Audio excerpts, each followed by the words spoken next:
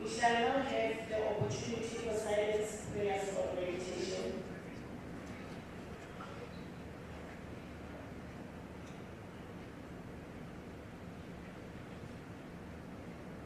Thank you very much, and may all be successful.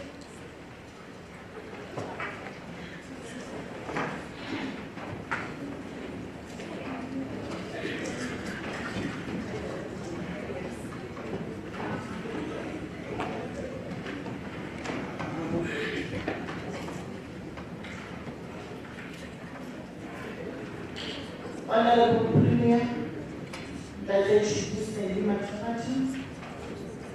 members of the executive, the chief whip of the majority party, and the deputy chief whip, the chair of chess, the deputy chair of chess, leader of opposition, members of this august house, members of the staff, our guests, good morning and welcome to our city. Honorable members, as we proceed, item 2, 3, 4, and 5, as I indicated earlier on in other cities, we will be deferring them until we are done with the budget speech. And then we'll then move to item 6, any taking of committee report, other reports and papers. Item 6.1, taking of the annual report of the Department of Health for the financial year ending 2022-2023, together with a written explanation for non-submission on time. Honorable LVC.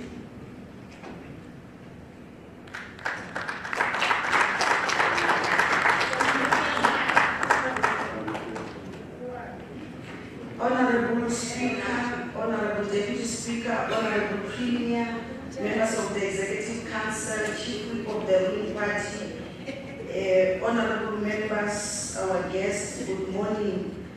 Honorable Speaker, I hereby table the Department of Health's annual report for the 22-23 financial year.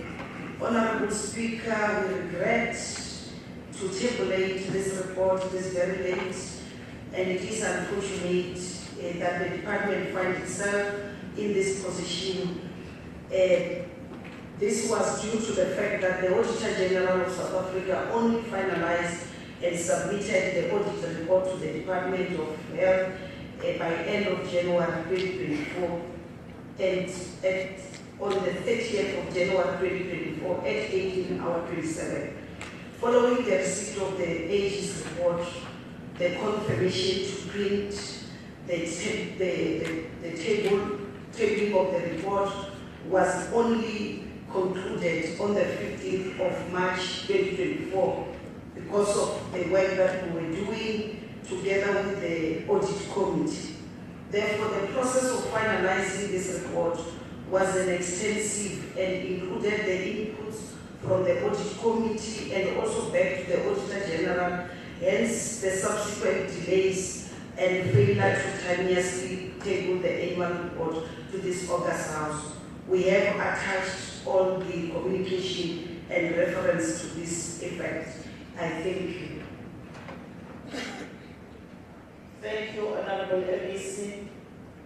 The annual report, together with the written explanation, is referred to the Portfolio Committee on Health and SCOPA for further scrutiny and to report back to the House. Thanks very much. Honorable members, my apology, I did not greet my Deputy Speaker. Maybe it's because I was with him before we came here. My apology, Deputy Speaker.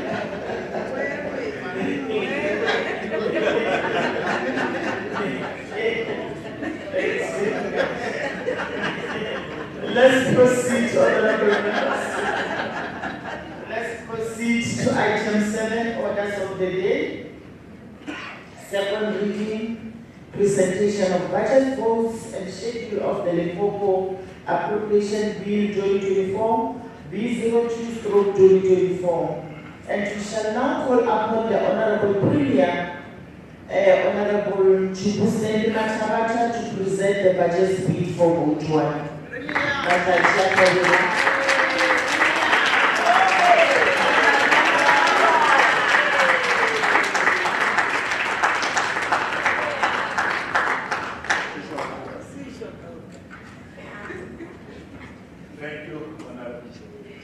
Thank you, Honorable Speaker, Deputy Speaker,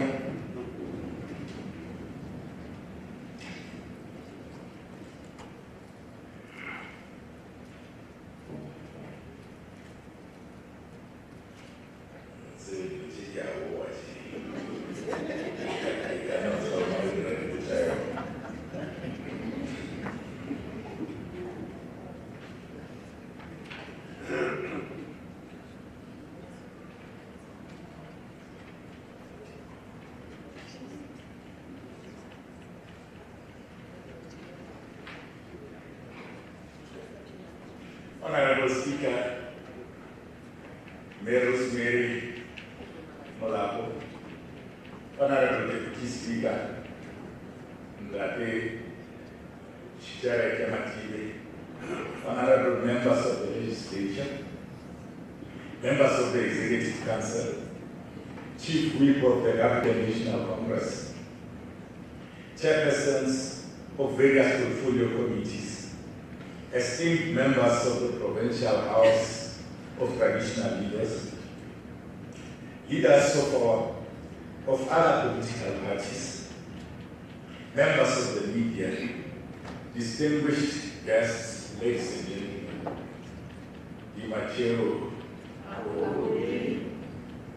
It is with great pleasure that I stand here before you today to present the budget vote of the Office of the Premier, outlining our strategic initiatives and achievements in the past year.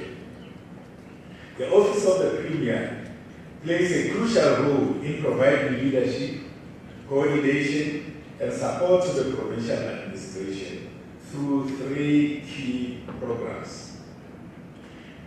corporate management, institutional development and support and planning, coordination, monitoring, and evaluation. Under corporate management, We have made significant strides in financial management, resulting in an unqualified audit opinion for the 22-23 financial year. I am proud to announce that any matters of emphasis have been resolved, and we are committed to reclaiming a clean audit opinion in the upcoming 2023-2024 audit cycle. I extend my heartfelt gratitude to the Director General, the Executive Management Team, and all staff for their dedication to excellence and good work. During the reporting period, the office successfully spent over 98.5% of its allocated budget and ensured that 100% of supply invoices were paid within the prescribed time frame of 30 days. We have also made strides in employment equity, with women representing 48% of senior management positions and people living with disabilities 3.2%, exceeding the 2% target stipulated by the employment equity legislation.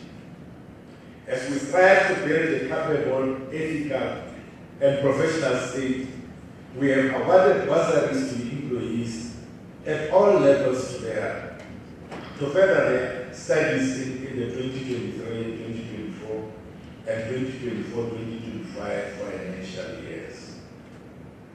Additionally, we have prioritized stabilizing relations with organized labor to ensure labor peace in the next administration.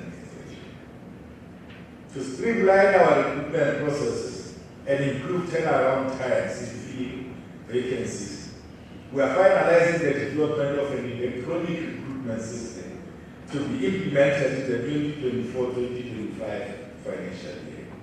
This system will not only save time, but also reduce the financial burden on applicants.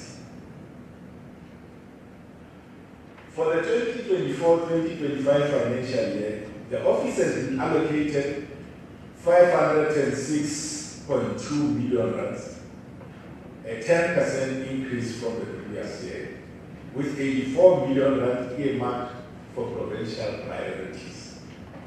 Madam Speaker, our commitment to ensure a robust, accountable, and efficient public service is unwavering, and it is with this spirit that we approach the challenges and opportunities ahead.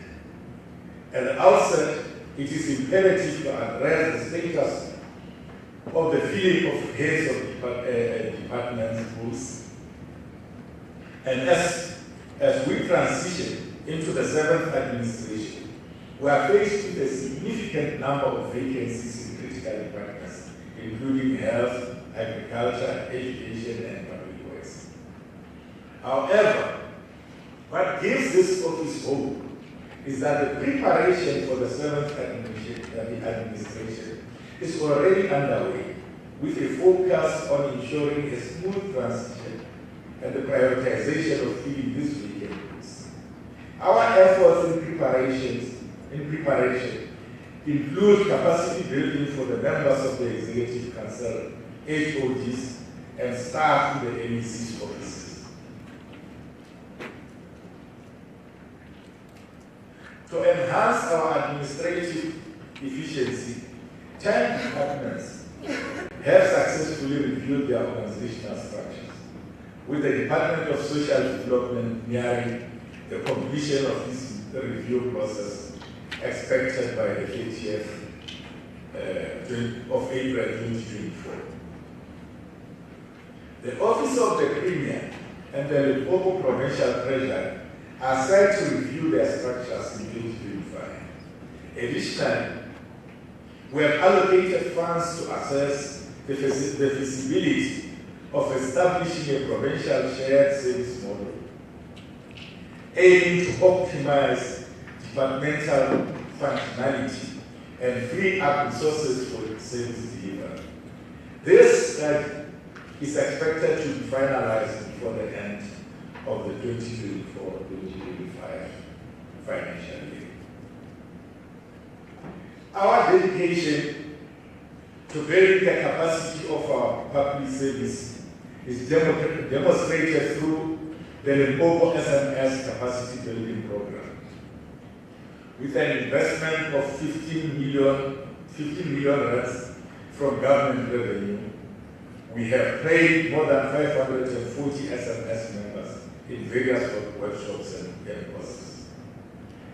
These initiatives, ranging from economic growth strategies to leadership and governance, are crucial for the development of our programs.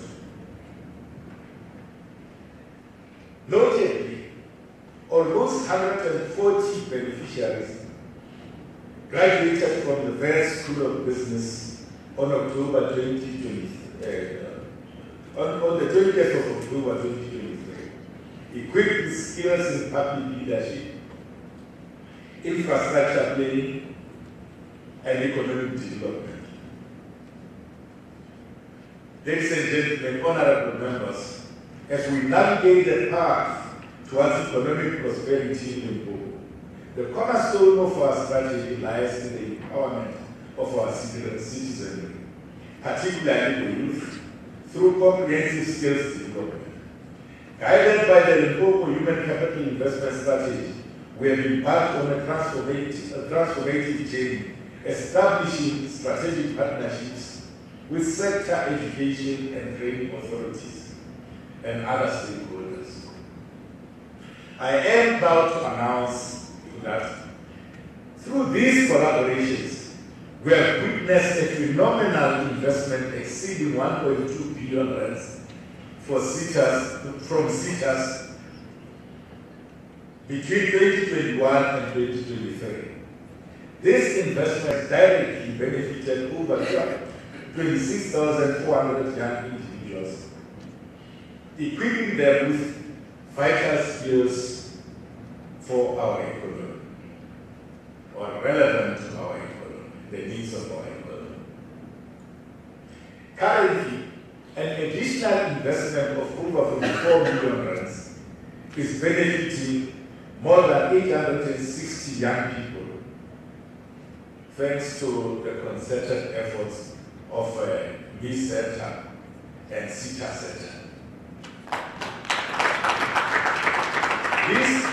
These programs encompassing apprenticeship, artisan recognition of prior learning, and other skills development initiatives are pivotal to our mission. Looking ahead to the 2024-2025 financial year, we anticipate an investment of over 136 million rands aimed at further empowering our unemployed youth through apprenticeship, learnerships, and support programs for SMEs, cooperatives, amongst others. To ensure the effective coordination and implementation of these initiatives, we have established the Limpopo Skills Development Forum and the Limpopo HRD Council, which I have the honor of chairing. Moreover, we are committed to expanding access to higher education in alignment with our provincial developmental goals. Initiatives such as the establishment of a satellite university in Kiani are underway, spearheaded by the Director General of our province, as well as the Director General of the Department of Higher Education and Training. There are further plans to explore the creation of additional higher education institutions across the globe, thanks to Minister Zimani.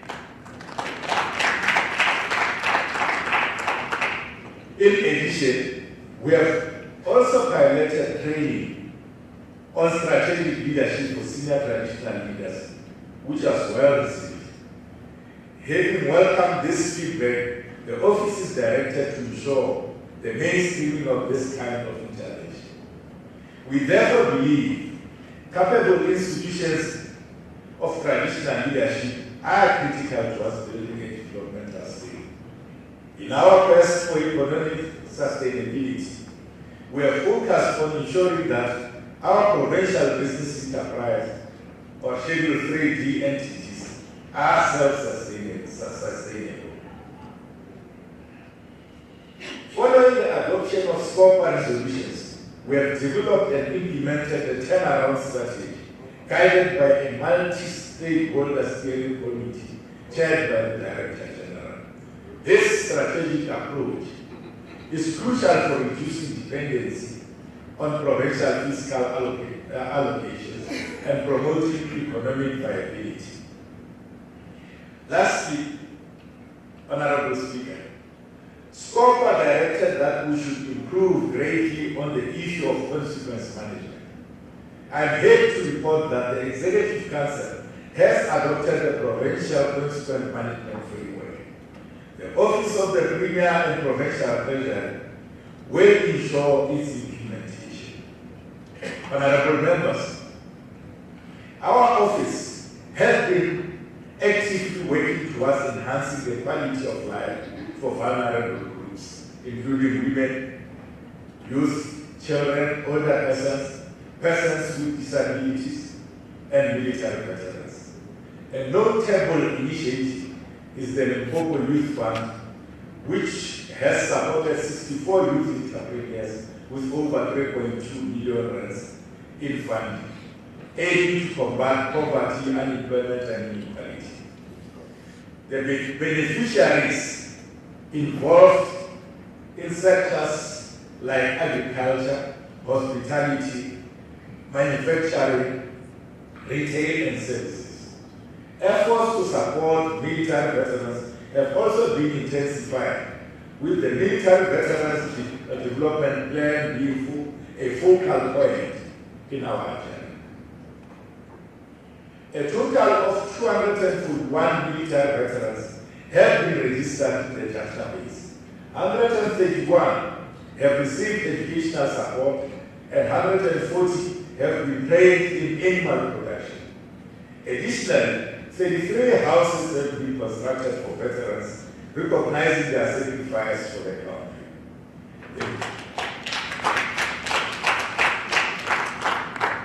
The Department of Women, Youth, and Persons with Disabilities has launched a program to empower young women in rural areas, particularly through training in the installation, maintenance, and repair of solar panels and lighting systems. This initiative, which emerged during the 2023 South Africa sharing of BRICS, will send 10 youth from the province to India to enhance their skills in solar development, contributing to the resolution of the country's load-shedding challenges. Addressing corruption and maladministration remain a critical priority area. Critical priority areas for this office. With the implementation of the National Anti-Corruption Strategy 2020-2030 being a key focus. This strategy includes effective collaboration between departments and law enforcement agencies, the implementation of lifestyle audits to mitigate fraud and corruption, and compliance with the framework's submission timelines. The National Anti-Corruption Hotline has seen improvements with 153 out of 174 cases, which represent 87% resolved and finalized. Although we have established the Provincial Anti-Corruption Forum, I have instructed the Director General to review the functionality of this forum with an intention of making it fully functional. The review process must be done in consultation with the Public Service Commission. Madam Speaker, the province has revitalized and strengthened its intentional ties international ties through existing memorandums of understanding with regions in Namibia, Zambia, Mozambique, and China, despite the challenges posed by COVID-19. Notably, the province has maintained robust person-to-person relations and business delegations, such as attending the Zimbabwe International Trade Fair and reviving relations with Shai province in Mozambique.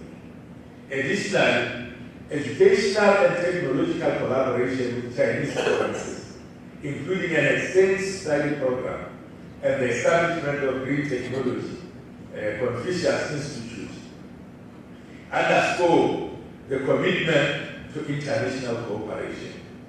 The establishment of AIDS councils across all districts and municipalities in alignment with the South African National AIDS Council guidelines demonstrates effective local governance and community engagement. Furthermore, the province benefits from international and national donor funding, supporting various initiatives like the School Readiness Initiative by the Roger Federer Foundation and community care centers funded by the World Bank. The Water Research Commission's collaboration on the Guyana Local Scale Climate Resilience Program exemplifies the integration of for water utilization, showcasing a holistic approach to provincial development and international collaboration. Ladies and gentlemen, as we embark on the journey of crafting the Limpopo Development Plan for the 7th term administration, I am pleased to announce that the administrative process has commenced with a clear roadmap in place to guide us through this crucial endeavor. The development process, set to begin in April 2024, conclude in February 2025, will be overseen by the provincial task team led by the Director General.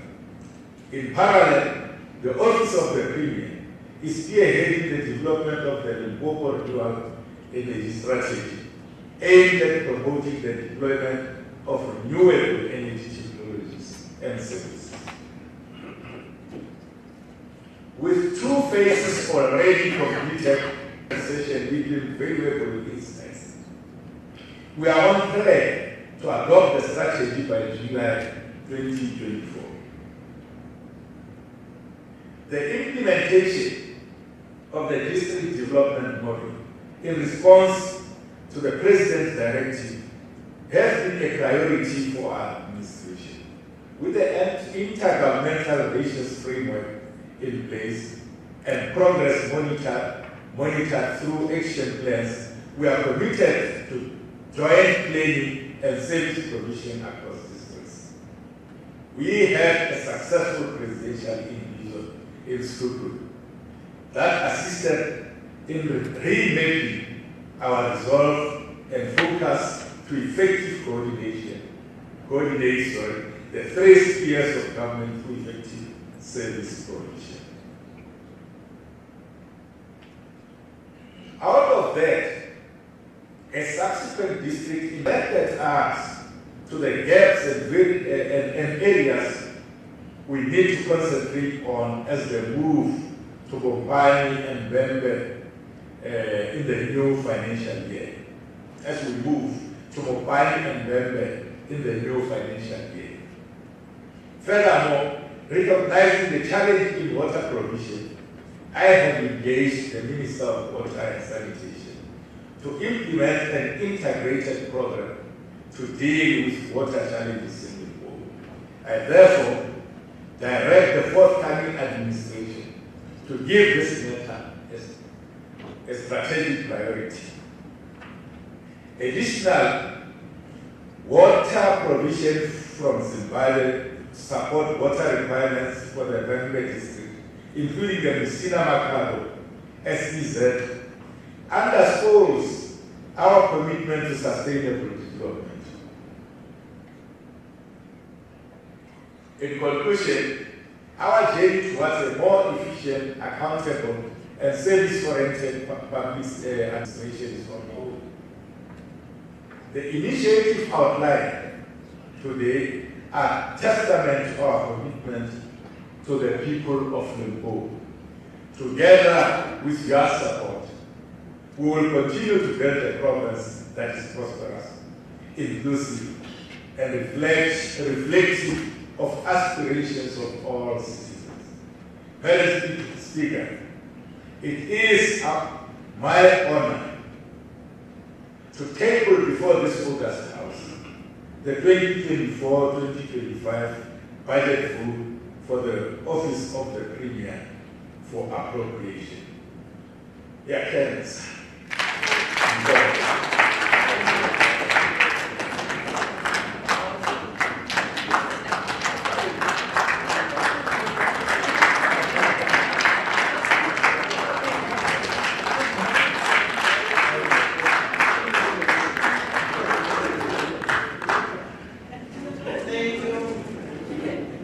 Thank you, Honorable Premier.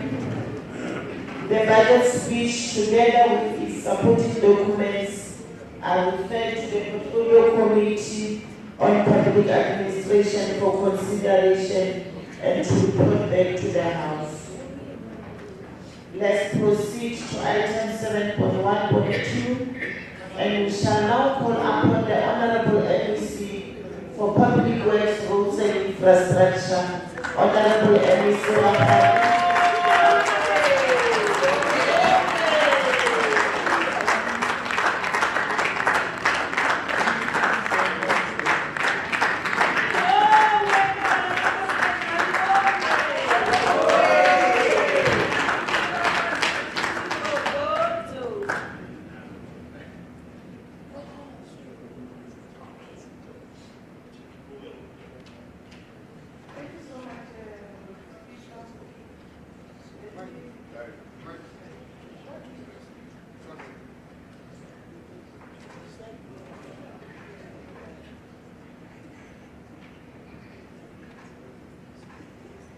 Honorable Speaker, Mayor Osman Mulapo, Deputy Speaker, Board Director Matide, Honorable Premier, Deputy Hussein Matawata, Police and Executive Council, Chief Whip of the Majority Party, Daisy Eswamo Kwanyama, the Deputy Chief Whip, Mayor Monica Mchari, leaders of the Christian parties, Chair of Chairs, Mayor Nyamani, and the Deputy Chair of Chairs,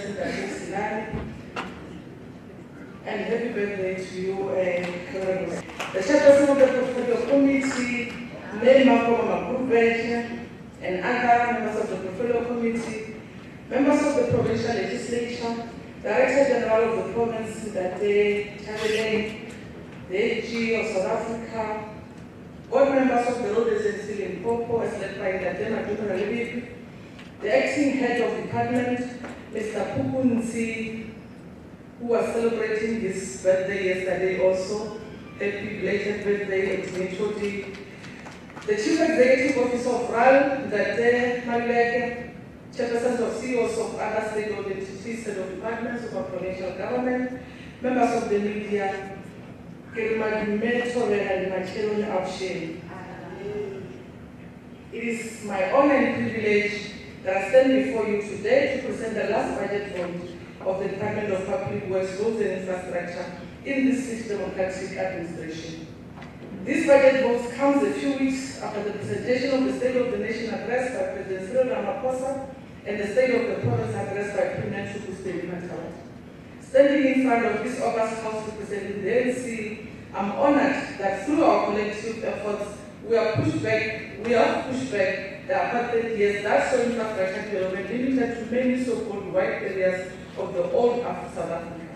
As the ANC, we are very clear that our focus is to create inclusive communities and inclusive economy well supported by modern infrastructure driven by the Department of Public Works, Roads and Infrastructure.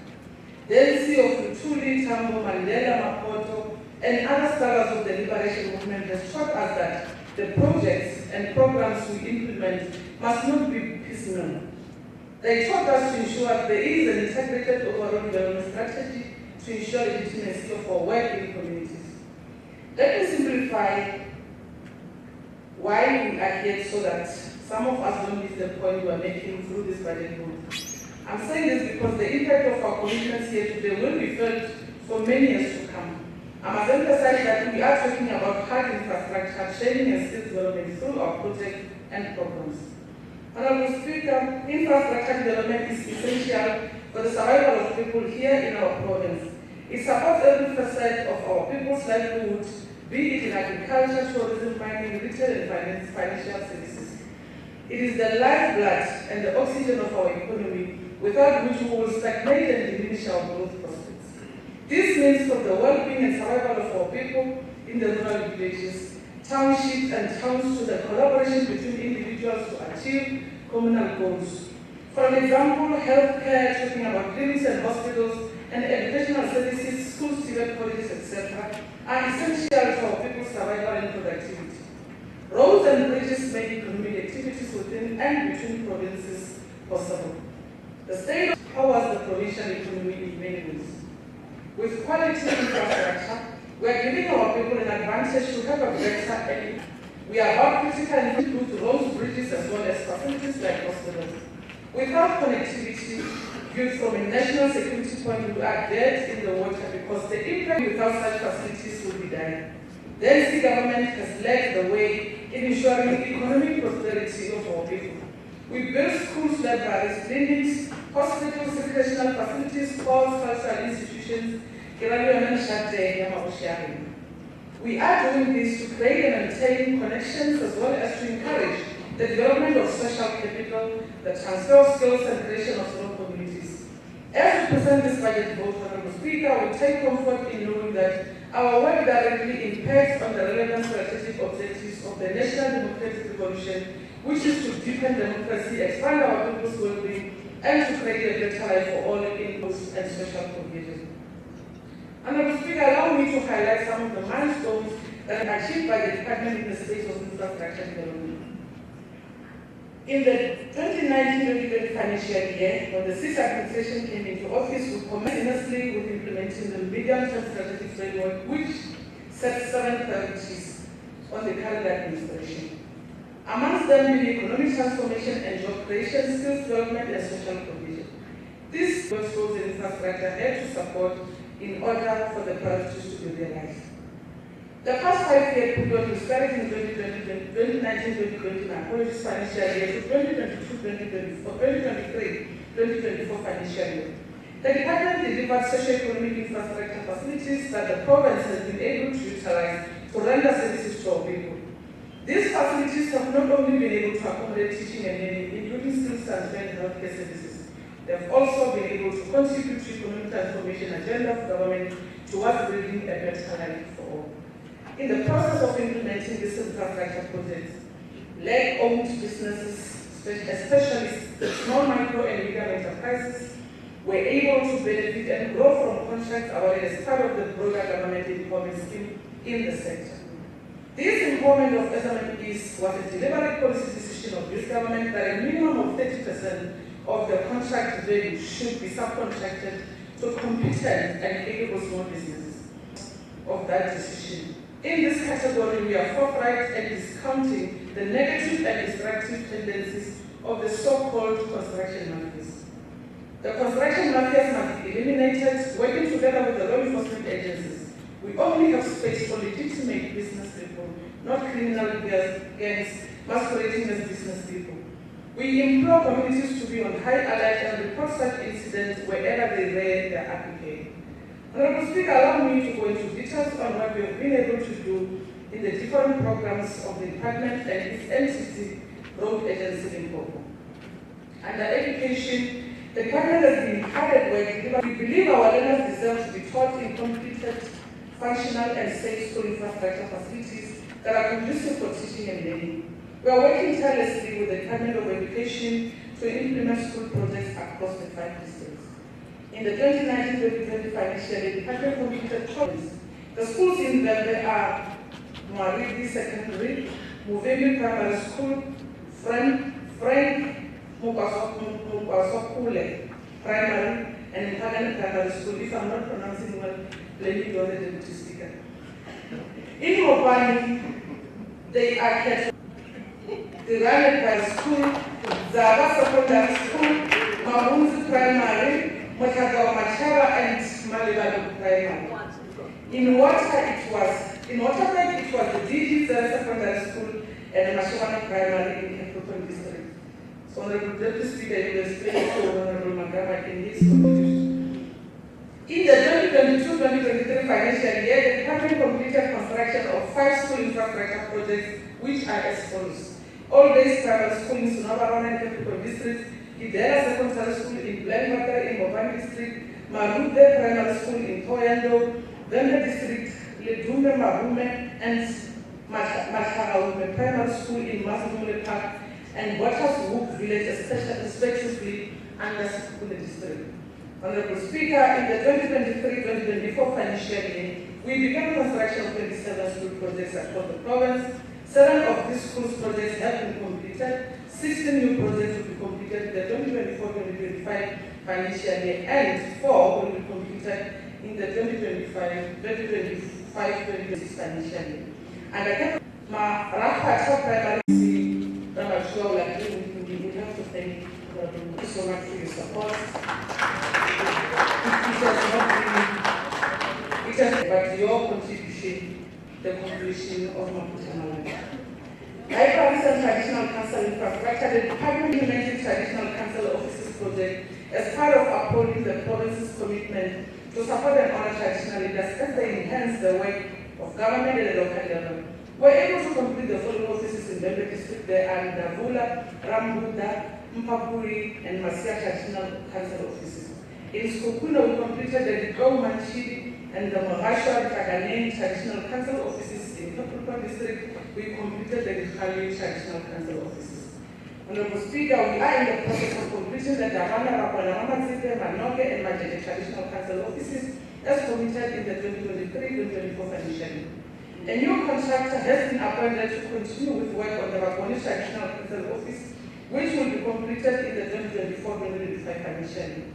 The department will be focusing on the refurbishment of the Makuya, Litonzu, Nzuza, and Mampani Traditional Council offices in the 2024 financial year.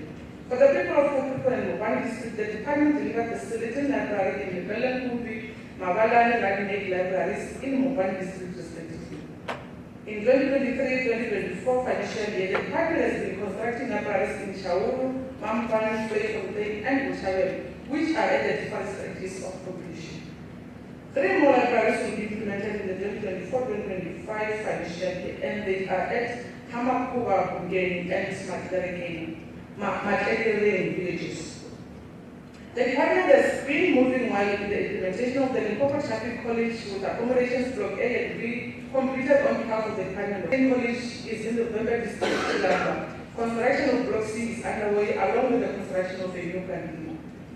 We can confirm that construction work is underway at the Toyambu and Seychelles K53 traffic stations and progressing well.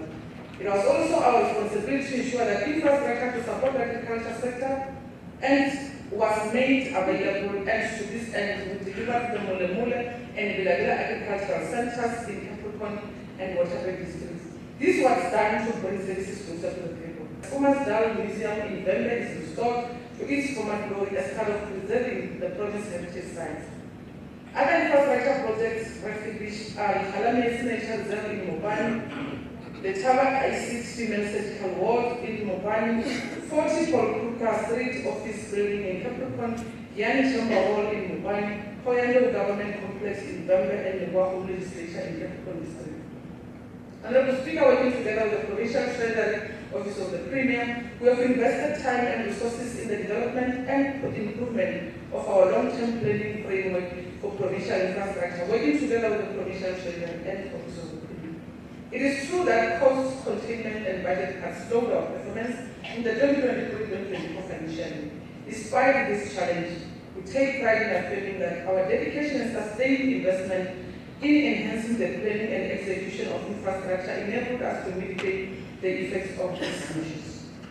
We are also in the process of institutionalizing improved business processes to enhance our project and contract management. As a custodian of the asset of the Limpopo provincial government, we have a crucial role to play in the management of the assets that enable us to fulfill our mandate of serving the people of Limpopo in an efficient, responsible, and transparent way. In the past, we have leveraged these infrastructure assets to promote social economic development, and we are aware of the need to uphold the highest standards of accountability and stewardship of this asset of our forests in the process. We are therefore placing emphasis on the development of guiding policies and strategies to maintain the right level of provincial assets to stimulate growth, mobilize investment, and empower the people of Limpopo. The Limpopo Department of Public Works and Infrastructure development of strategies on acquisition and disposal of assets will ensure that the province has access to properties essential for service delivery at fair market-related and economical prices. The entrenchment of maintenance strategies will increase efficiency and reliability of services within the public sector, and development of acquisition and disposal strategies will maintain the right level of space for provincial departments to support the achievement of the Limpopo development plan. It is our responsibility to ensure that government departments are housed in conducive working environment and that the buildings we house employees are properly maintained, coupled with our responsibility to ensure we reduce rental of property expenditure. We concluded the procurement of the sale and transfer of 27 custom landscape of this building. It is important to note that in the sixth administration, this government was able to procure the Limpopo Game Board as well as the Limpopo Tourism Authority buildings. The department will in 2024-2025 financial year continue to acquire office accommodation to further reduce rental costs. For this, we have set aside 100 million. The department is currently street building in Polokwane in the 2024-2025 to ensure government services are rendered from occupational health and safety compliance. Our district offices, in consultation with the municipalities, will continue to ensure that these are paid. An amount of 150 million is set aside for this exercise, as it is very important for government to lead by example and pay for its consumption of municipal services, just like everyone else residing in service areas. The province of Limpopo will soon be a scouting ground for talent. Today, I stand proud to announce that the contractor has established the price of the main theatre building with 600 seating capacity and the secondary theatre with 200 seating capacity, including several supporting amenities such as restaurants and bars, coffee shops. This is a commitment to the arts in action. Another thing that makes me proud is that this 800 seater facility will be delivered by Enzwalo, who President Cyril Ramaphosa spoke about in his State of the Nation address. This is the empowerment that the NCF government has been able to do. Our children are indeed enjoying the fruits born out of the struggle for liberation and equality. And people through the program and project of the department. We have begun engaging the Tibet colleges to source artisans candidates for placing in government facilities in order for them to develop practical skills. One of the areas we want to expose these young people from Tibet is the departmental mechanical workshop that we intend to sustain. We have started with a pilot project at Capricorn Mechanical Workshop and associated cost centers. In addition, we are mobilizing Multimula Mechanical Workshop and cost center as a quick win. Thus far, to initiate a partnership. Districts have also been engaged to participate in the process and initiative. Site visits have been conducted in Capricorn Mechanical Workshop, Multimula Workshop and cost center, and Vendor Mechanical Workshop. There are also internal engagements with the department to mobilize resources to implement the expanded public works program and provincial infrastructure development. I'm excited by this project because it will address issues of unemployment and poverty by aligning the Tibet colleges which require functional workshops for their students. The plan is to revive the underutilized and resource these mechanical workshop and cost centers. The project will also contribute to building the state capacity through skills development and transfer. Through the National Youth Service under the expanded public works program, we have trained young people and recently had a ceremony to hand over tools of trade to once they exit the program. Our commitment to young people and growing the pool of professionals in the sector has led us to focus on candidacy development program. The candidacy development program is a structured engineering professional development program in place to build a pool for the department and build environment sector at large. The disciplines covers the program. In the program are engineering focusing on civil, electrical, mechanical, are also focusing on quantity surveying, construction project management, architecture, valuers, and town planning, amongst others. The program's main objectives are to augment current internal capacity to deliver projects, increase professional registration through a structured program, and to build a pool of registered professionals for the Limpopo Department of Public Works and Infrastructure. The program is maintained by the Bursary program of the department in the main, while there are plans to broaden the feeder streams beyond the Bursary program. A draft policy is in place to guide and ensure the objectives of the programs are met. Currently, the program is hosting 23 candidates, whilst an additional 5 will also generate, all from the Bursary program. We laid the ground for the Limpopo Contractor Development Program.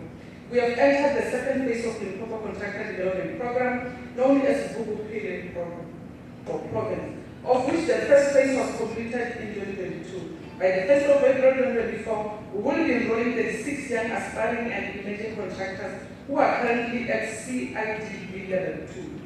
Our objective is to develop and enhance their capacity for them to reach a higher CIDB at Level 5 or Level 6. This program will allow young people to participate in panel of contractors that require high CIDB levels such as 6. For them to participate, an amount of 78 million within our roads infrastructure management is earmarked for this purpose. This program is earmarked for 36 months with intensive training programs to manage and sustain their business initiatives. As the least responsible, I am happy to an alignment of labor-intensive construction level 2 EPWP street workshop was held in the province, attended by infrastructure implementing departments, implementing agents at provincial level, as well as local officials responsible for infrastructure under the banner of Infrastructure Technical Management partnerships with TVET colleges, sister cities of government focusing on training and enterprise development as exit strategy from this program. Under road infrastructure, we will speak around government road infrastructure. The province is different from how it used to look like in 1994. When migrant workers whose home base in Limpopo return to the province, some get lost approaching Bologna because of the improved road infrastructure network that meanders and has a link to the city on traffic during peak season. The improvements in the road infrastructure network can be seen and felt across the province.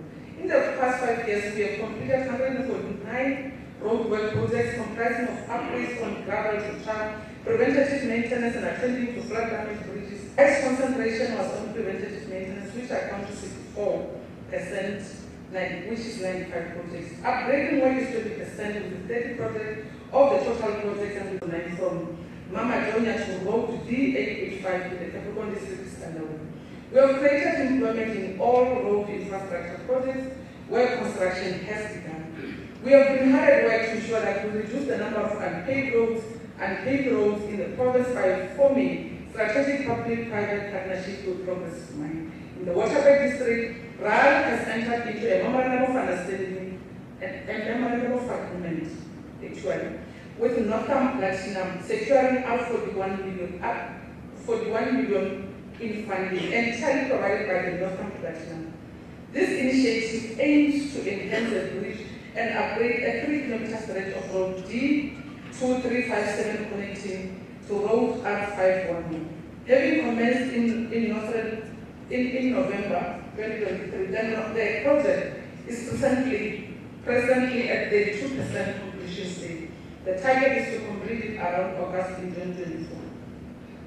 In the Mopani district, the Palabra Mining Company also partnered with RAL, jointly funded to the tune of 205 million for the construction of D4424 road from Lulegan Post Office to Matibo Shikaya and the rehabilitation of road D3786 from Maseke to Matishimalo, connecting the R40 to R71.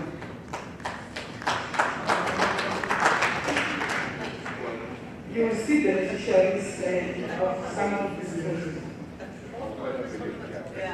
These two roads have a total length of approximately 40 kilometers. The project will commence during March 2024 for completion in September 2025. It is also through public situated on road D2219 connecting to the R55 in the Sekune district was made possible. 8 miles in the area joint efforts to be part of the solution in attending to road infrastructure challenges. The project is progressing well and on track for completion during November 2024. More hands are on deck when it comes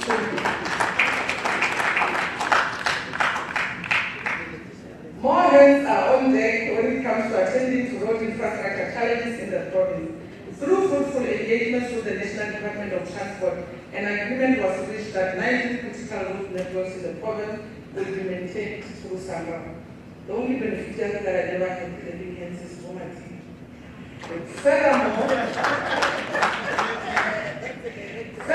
intergovernmental relations are active in this government, and this can be seen through the work being done by the National Department of Public Works and Infrastructure, the South African National Defence Force, and the Limpopo Department of Public Works for the Infrastructure, with the 17th plan where this is of bridges. The process to implement these bridges is underway. 4 are in the implementation stage, while 13 will be done in the next financial year. All bridges will be implemented by the South African National Defence Force in Limpopo province. The department, through RAL, used collaborative service delivery approach and signed a memorandum of agreement with the 11 municipalities in order to provide essential construction, engineering skills and expertise lacking in municipalities, and further rehabilitate damaged streets and roads in towns to enhance driving experience for residents. The upgrade of road D4180 from Appropriation to Wasilete is in the final stages of design. Work will commence on this crucial road after the design is completed and a contractor will be appointed. Road D4260 from Olepo to Pogwan already has the contractor appointment and construction is started. This upgrade will significantly enhance transportation in the area. Okay. Yeah. Regarding roads D4090, D4093, D4094, and D4096, the Malimata Road, the contractor has been appointed and work has commenced on this project. The scope of works and preliminary design reports on roads D4199 from April to Ramkwana and D4190 have been approved. The consulting engineer is currently working on the detailed design report for these roads. Honorable Speaker, concerns by some communities have seen them approaching Chapter 9 institutions such as the Public Protector, the Public Service Commission, as well as the Legislature's Petition Committee. Following these developments, the department had reprioritized some of these planned programs and look into the following roads and ensure that work begins in the 2024-2025 financial year. Road Agency Limpopo will start a process of appointing contractors to implement 3-kilometer upgrades. And once more, we must appreciate the support in this regard. We know sometimes we always stretch your hands, and we know sometimes we expect you to do the impossible things, but want to appreciate your support at all times. Clap hands for Moreki, please. Because I'm a beneficiary. We will be implementing the first phase of the upgrading on the D1589 from the Freire joining D3308 to Rashad Hospital in El Dorado Village. I am also agree that after having bought ambulances, we need to try our level best in making sure that roads to hospitals really will improve. But we must also give him a full attention because now I'm coming to your project. I don't want to see this head now. I'm taking up. This is a ring road which after completion will reach Adani to join D1589 in the capital district, D3556 to various 2DPT in Waterbank, and D3727 moving through Shilkale to Moreling in the district. Chairperson, we will also give attention to completion stage. This will be done in the 2024-2025 financial year.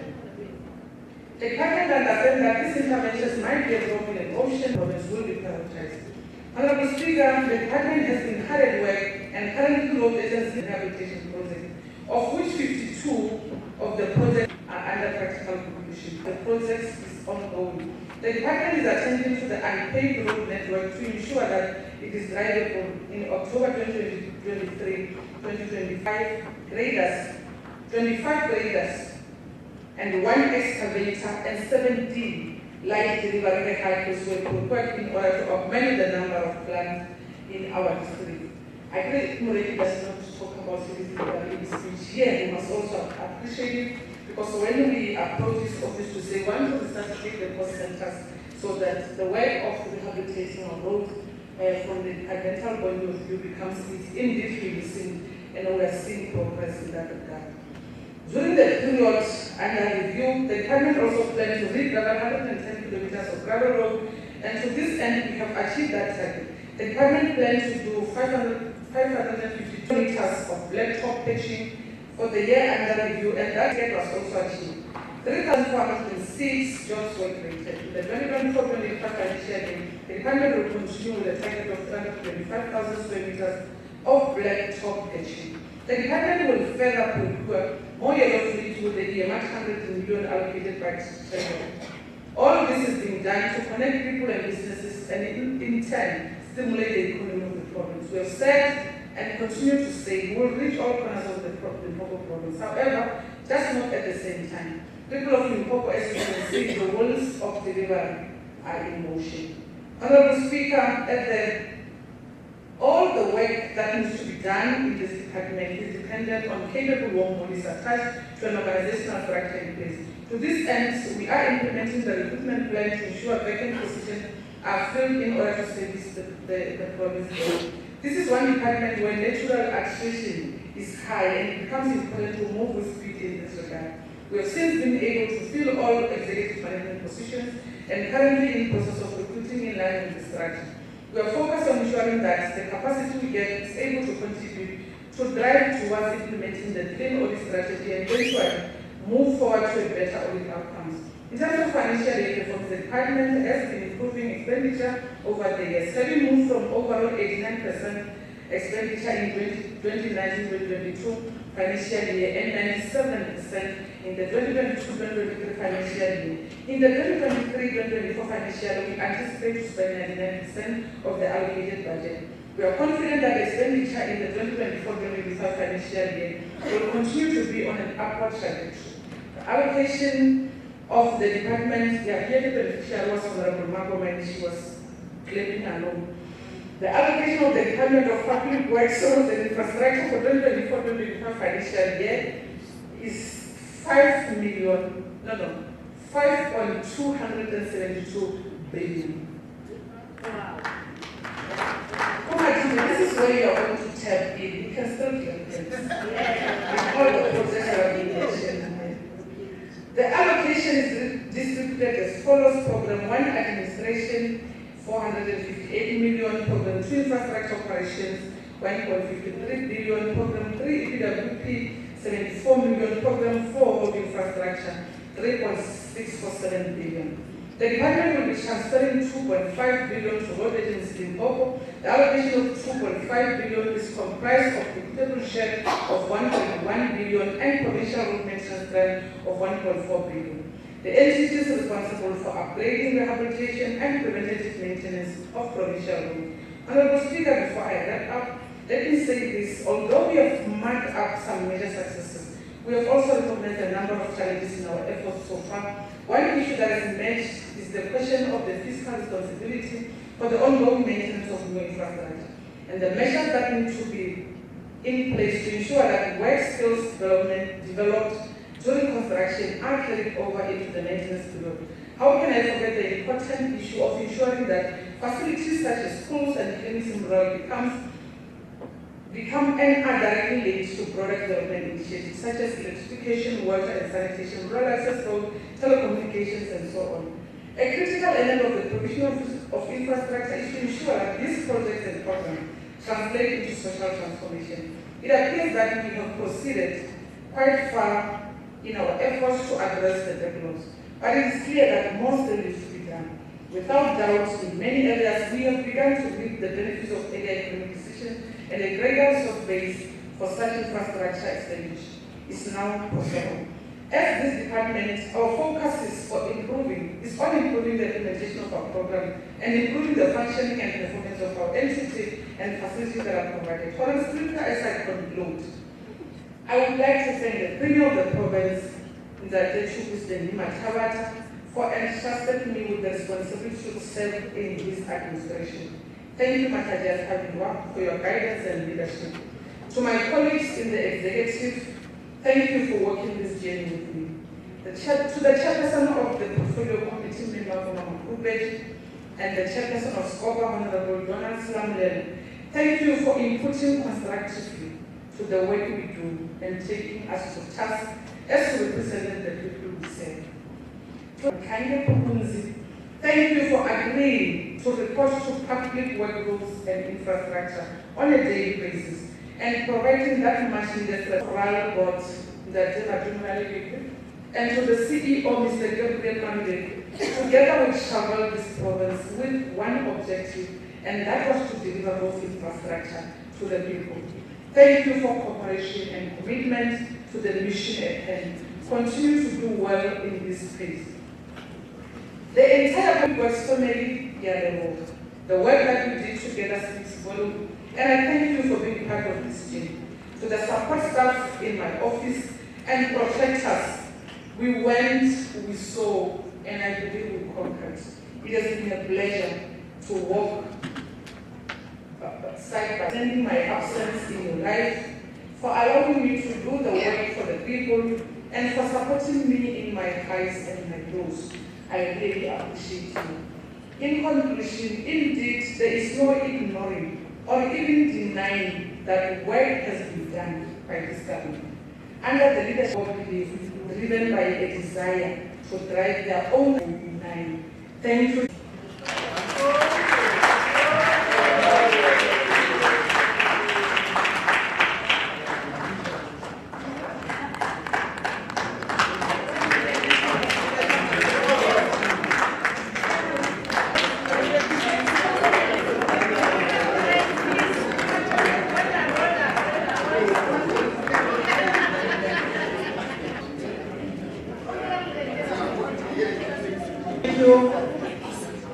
Thank you, Honorable M.C. Rafani. The budget speech, together with its supporting documents, report back to the House. And we shall now proceed to item 7.1.3.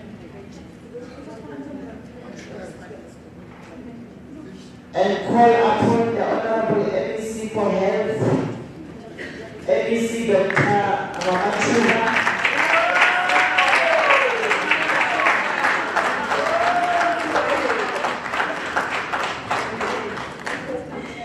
Honorable Speaker Kunadi, Honorable Deputy Speaker Woshitarake Makibe, Honorable Premier Chuku Matawata, colleagues in the Executive Council, Honorable Chief Whip, Honorable Deputy Chair of Chairs and the happy birthday,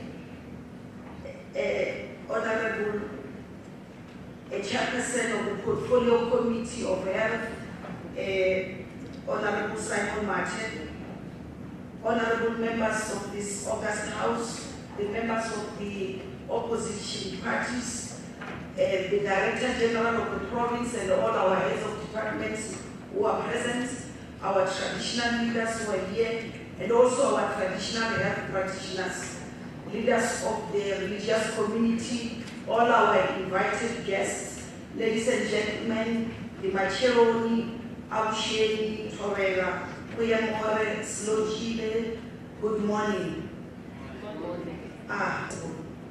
Once upon a time in this province, as Honorable Pala would like to say, we had 4 departments of health, namely Venda, Lebua, Gazankuru, and Northern Transvaal, with their own ministers of health. This meant that a 30 years ago, a Northern Sotho-speaking young man from the Den who got involved in a motor vehicle accident in Groblersdal town, and despite the hospital being a stone thrown away, would have to be transported to Tsimanyane Hospital, now known as Matlasi, which 50 kilometers away. And at times, these young men will die before arrival. While our postmortem results always indicated the cause of death as polytrauma, the reality is that the color of his skin was central to the cause of death. 30 years later, honorable members, the same young man could easily be admitted at Provincetown Hospital and can be given the most appropriate level of care, irrespective of his skin color, ethnicity, or his socio-economic status. In acknowledging that development is a continuous process, 9 years ago, it would have taken up to 6 hours to respond on the accident scene. However, because change is possible, Honorable Speaker, with the latest additional fleet of 566 ambulances, on top of the 50 ambulances we have been procuring annually, it takes less than 30 minutes for ambulances to respond in this province to the accident scene for urban setting and just less than 60 minutes for rural areas. Should our young man, Honorable Speaker, sustain injuries, categorizing him as a priority 1, meaning he might be having a head injury, what would happen today is that our Alpha 1 or Alpha 2 will be activated and airlift him to the nearest appropriate facility. Hence we say change is possible. Honorable Speaker, 10 years ago, had our young man suffered that head injury, he would have been to be transported either to Mangwe Hospital or at times to George Mukare Hospital, which is outside the province, just for a CT scan. We pride ourselves that today, this very same young man with a head injury in Provincetown, no better shot left to St. Rita's Hospital, which is 86 kilometers for a CT scan, because, honorable members, change is possible. Honorable member, are you afraid? Mwahao, mulweji wa borena, utakona kuya Kausuku, Kapua Philadelphia Hospital, which is just 32 kilometers away. Kalaba Kalabone, Regents Petro, South Lekena, Sikena Cecile, Kapua Silikin Sasukune, Korababili Jepedi, Honorable Munama, Sessimos Senators, Sessimos Tawasini, Kapua Philadelphia. Mushumo Omuzi, Unitifatitwe, Kituna Yamapi, Ngaka Matume, Joseph Parker, all during the State of Nation debates in Parliament, remarked that, open quote, late in 2022, I joined the NEC for Health in Limpopo and the Premier in unveiling modern equipment at the Royal Hospital, St. Rita's, where I worked as a medical officer together with Minister Mtswale, who was part-time but spending more time there than at his own practice. The equipment included a CT scan, a modern digital X-ray, and a mammogram. All these equipments are backed up by picture archiving and a communication system, which allows doctors to receive the radiological images on their phones or laptops, and the radiologists sitting anywhere in the world can interpret the images and feed back to the doctors on the patient bedside. In this way, we are using technology to reduce lack of access to specialized skills, close quote. Now, honorable members, what inspires us? What drives us? What keeps us going? We are indeed driven by the judicious ways of a medical doctor by profession. Our 7th president of the African National Congress, Dr. A.B. Kulu, who as early as 1941 observed the challenges facing the health system of this country and tabled his diagnosis when delivering his presidential address of the 14th of December 1941, and he said, open quote, Africans in South Africa have the highest infant mortality rate, highest mortality and morbidity rates than any other section. In the past 5 years, and indeed in the past 30 years of our democracy, we have labored tirelessly to change the face of healthcare services as the year of primary healthcare. The aim was to continue the efforts to re-engineer the primary healthcare platform. The department embarked on an active recruitment drive of professional nurses to make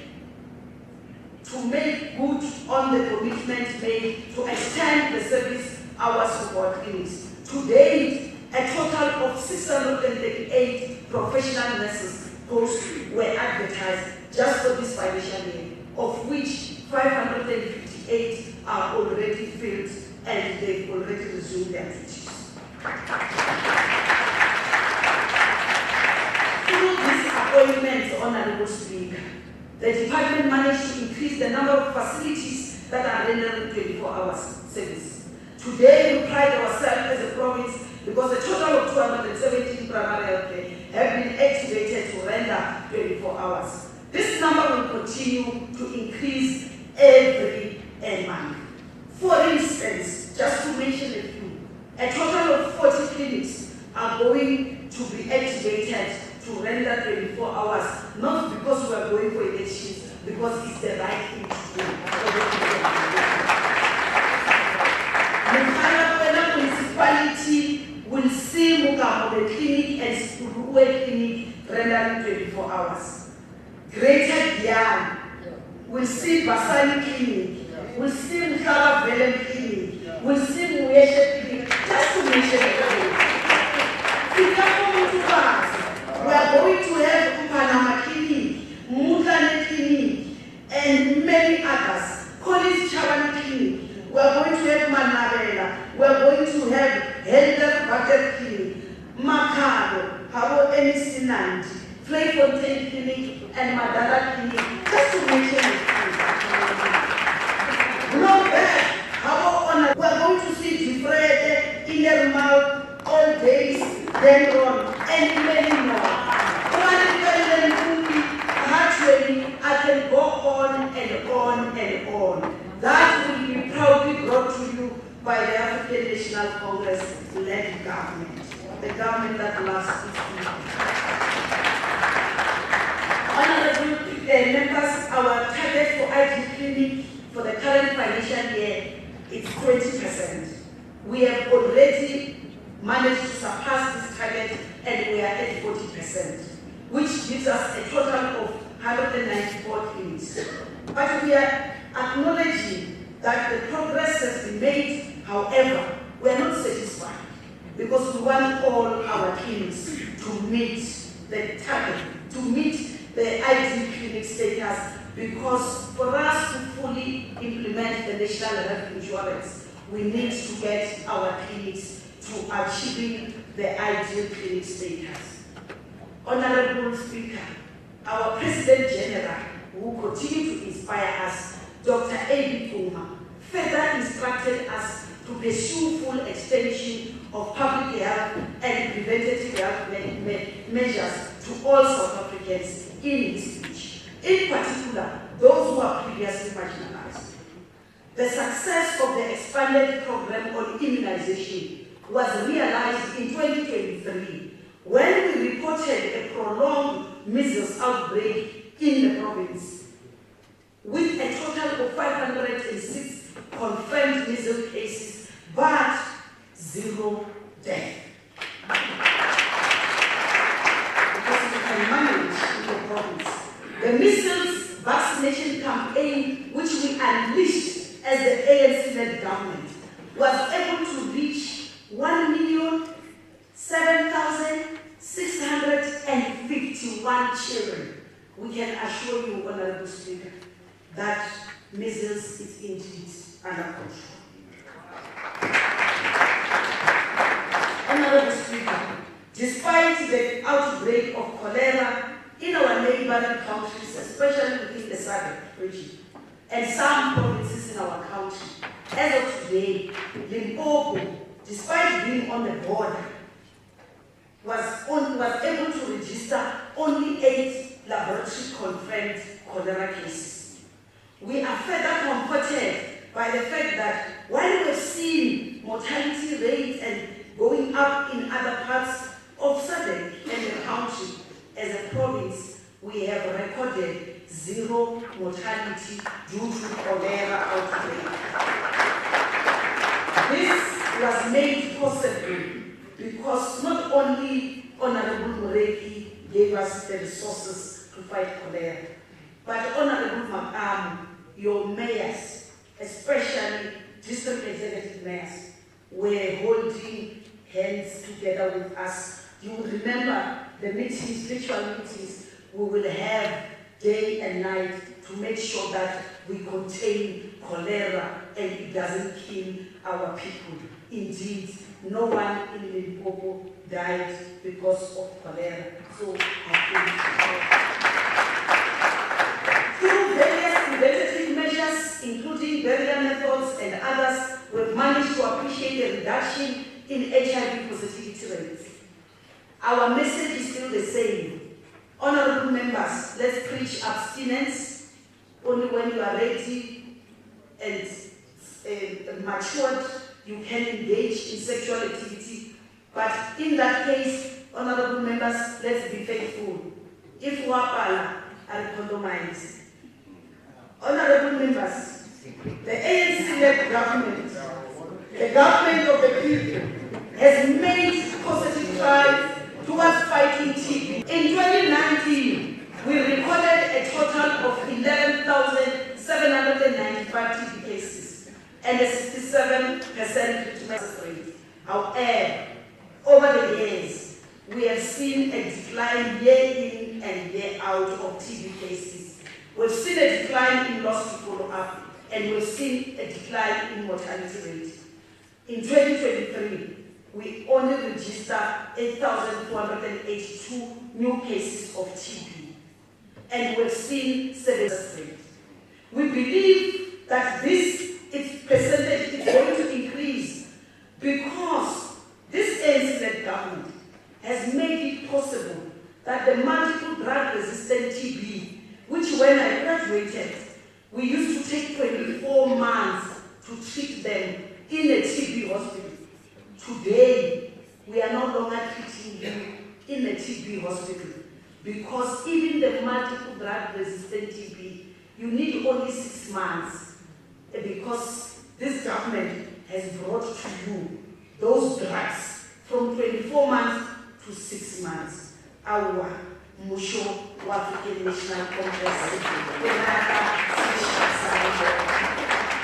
Honorable members, every country's health system is measured through its improvement in terms of maternal and infant mortality rates.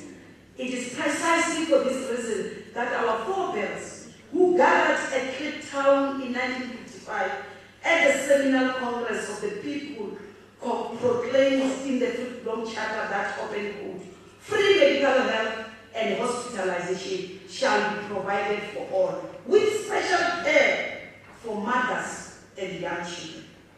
30 years ago, when the African National Congress received an overwhelming as part of implementing both Dr. Kuma's dream and the Freedom Charter, our first democratically elected President Nelson Mandela, in his first State of the Nation address, was decisive long before the Millennium Developmental Goal 2015 and declared free health for all pregnant women and their unborn children until the age of 6. So what in Twalo started in Utah because their mother were given free health, and when they are born, they were given immunization for free. So it is worth noting that the ANC-led government started taking care to what in Twalo since conception. Actually, as we speak, even those mothers and fathers who are failing to conceive, Limpopo has got fertility specialists who give them services for free. Yes, we are assisting those who can't conceive to conceive. There was a time in this country in terms of maternal death. We were seen as a province of Volguile Fair. Today, Honorable Speaker, according to the latest report of National Committee of Confidential Inquiry into Maternal Death, we are amongst the top 3 performing provinces in the country. A clear indication of an improved healthcare system as per international standards, which simply means that if you have maternal death that is very low, it means you have a reliable ambulance services. It means you have more of your clinics operating 24 hours. It means your availability of medicine have improved. It means you have got a capable staff as well as an increased number of advanced midwives, including obstetricians, even in the rural areas. We are, however, still worried about the Capricorn district, Habo Sesijuanapi, where maternal mortality is still being recorded in the province as very high. In response to this, as a department, we have introduced a dedicated team called the Limpopo Obstetric Response Team. They are going to deal with each and every will be on Capricorn district. Because all what we are saying is that no woman must die because she wants to give birth. Children under 5 pneumonia case fertility rate, we've been able to reduce it to 1.8% against our annual target of 2.5%.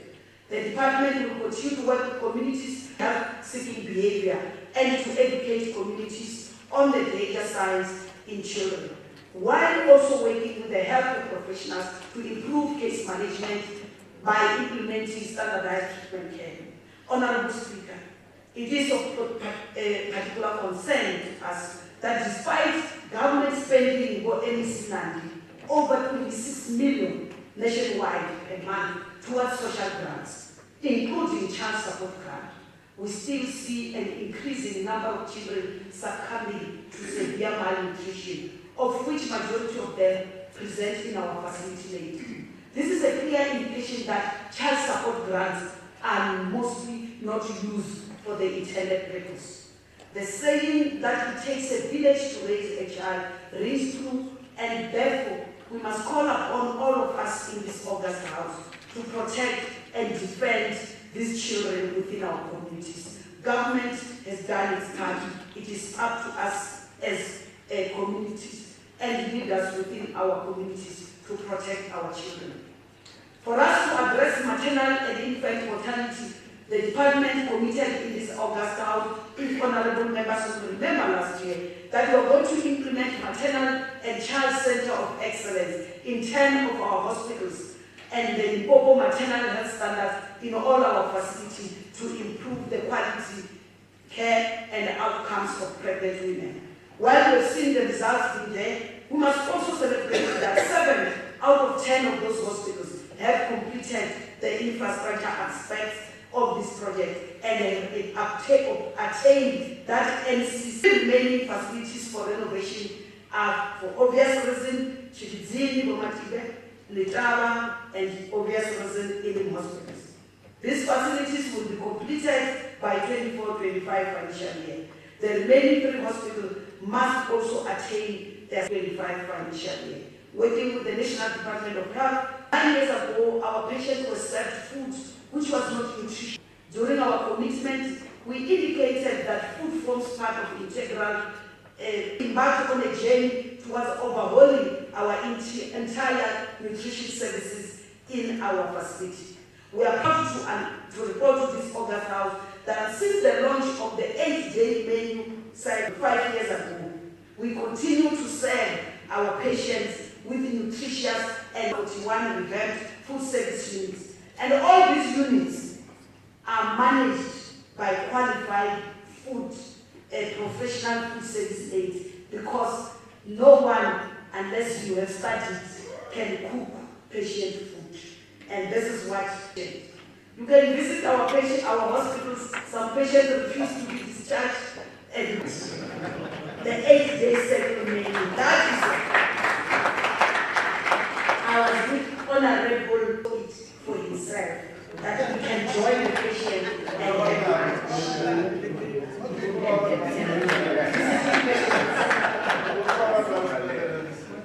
Honorable Speaker, our premature babies are also at risk of developing developmental delays, and most of them poor school performance, hence their nutrition also forms part of their disease prevention and management.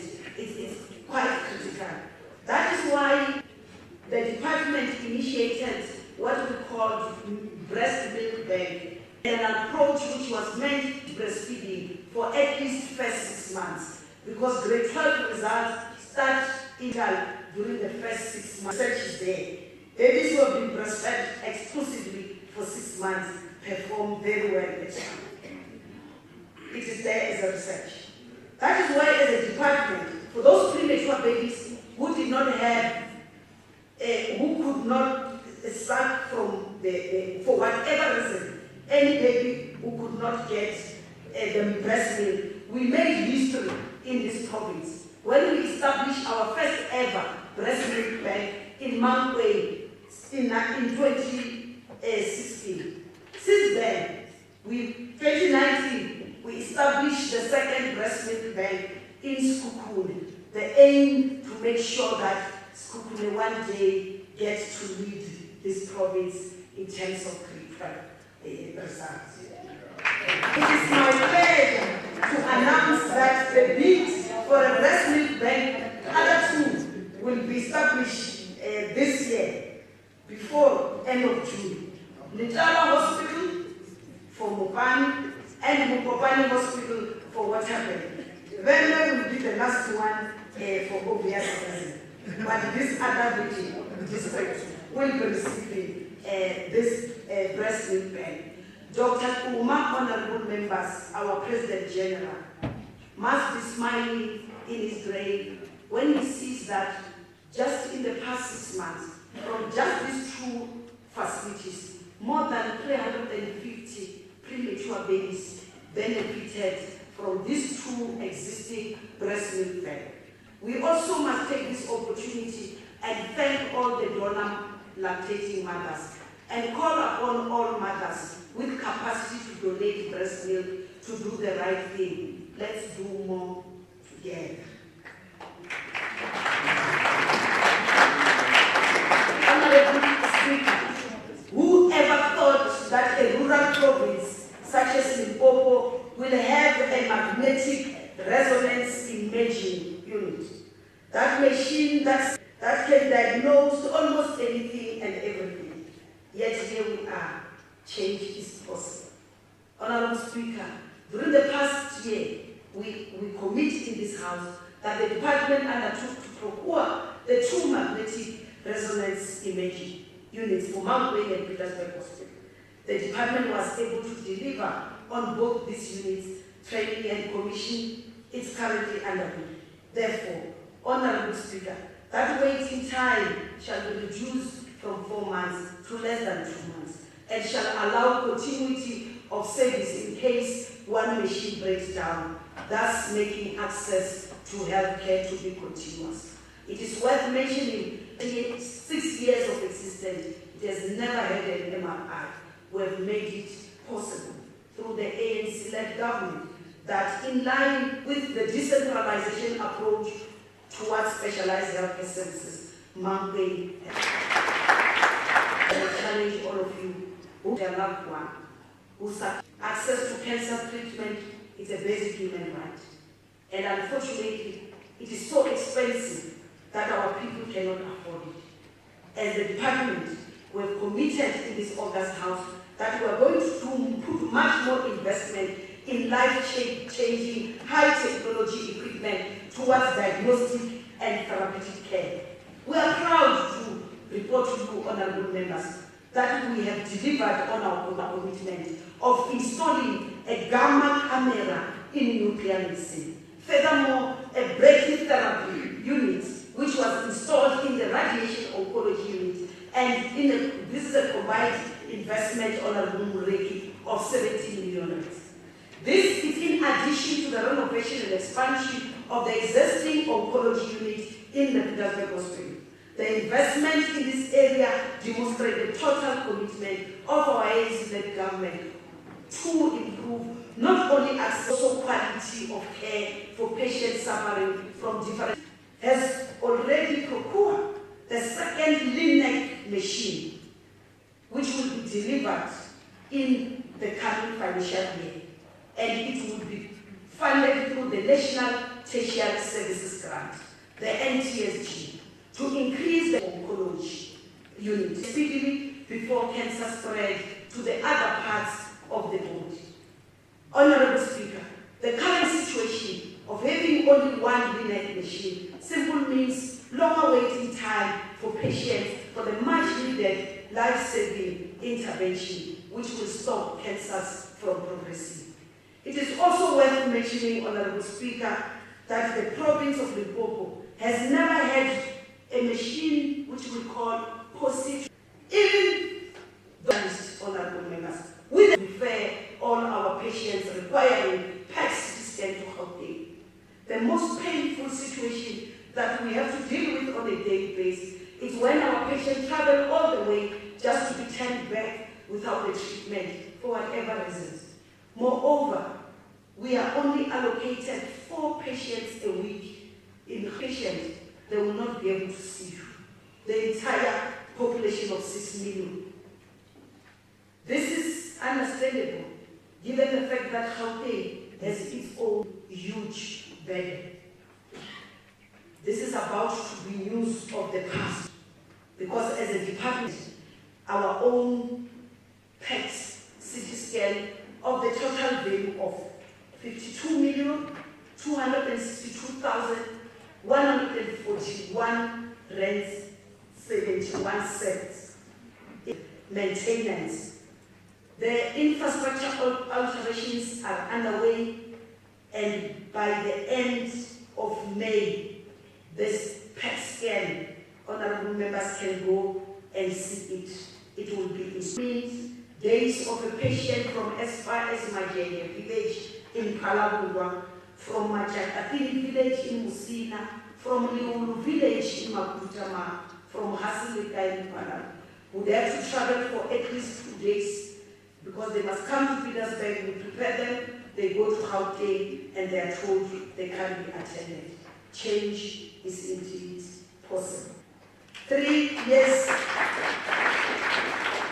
ago, house, we celebrated our first ever in-house radiation oncology produced jointly by the University of Limpopo and the Limpopo Department of Health. Since then, more specialists in the fields continue to be produced. We are once more proud to announce coincides with the first ever accreditation by the Health Professional Council of South Africa. 2 weeks ago, we had a meeting with them for the postgraduate specialty training in nuclear medicine. These are the specialists who will be operating and utilizing this equipment.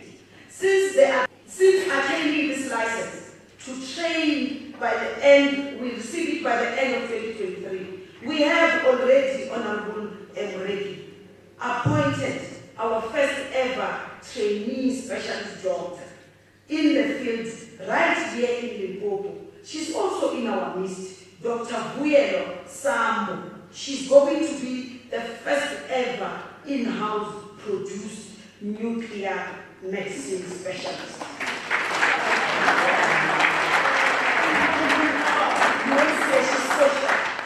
Doctor, can you stand up where you are? I want to see when we have cancer, where do you go? Dr. Vuyelo Sambo would not have been able to specialize if we did not have the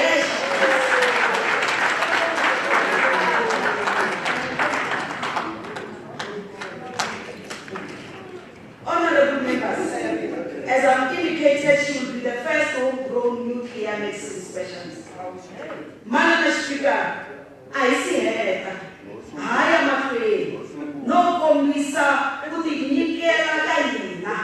Kutisisa lesokuba lava hanyakana mfana leshifaneleke kubafuna kuanjisisa mahanyele ya bona leshiwana. the 107 years Nikete Baakati. If I Nikete na 1,303 cycles, because he Shabamichini Yakata style. If I get nothing, he get out and like not the wheelchair Tanako Imajiva by his stand up and 7. All current financial year, however, we are still planning to procure 199 hearing aids in the coming financial year, as long as the AC is still in charge. Honorable Speaker, we are just reminding the citizens that they must know. Honorable Speaker, change is indeed possible. 9 years ago, the province had very few medical specialists in the surgical disciplines like in other specialties. Today, we have a total of 11 orthopedic surgeons from 0.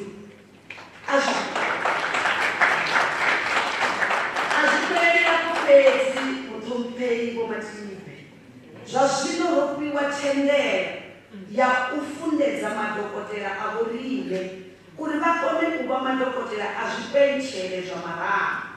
Taero hei ya madhokotera yova ichiita umitemo ive ndapfusa saizvo rova roteya kuvarumena nezvibhadhera zvachikuwani zvatonga ndivatodhiva mishumo voyawo kushambira mishumo zvezvachomasamadze musimu Professor Stephen Machidze pachida kuritusa ngakotara kuita miharo iyi zvopedza namusi zvoribhebhera kandela ine munangavhundungu matavata kachipiki chavo vachiitaurisa peri open court.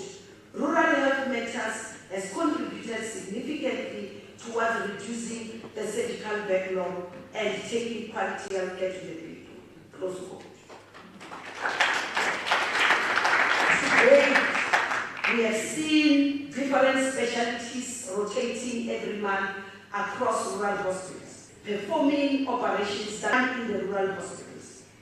We have 9 years ago, Honorable Speaker, who could have imagined a first ever robotic assisted knee operation being performed in our province in a rural hospital like Limpopo.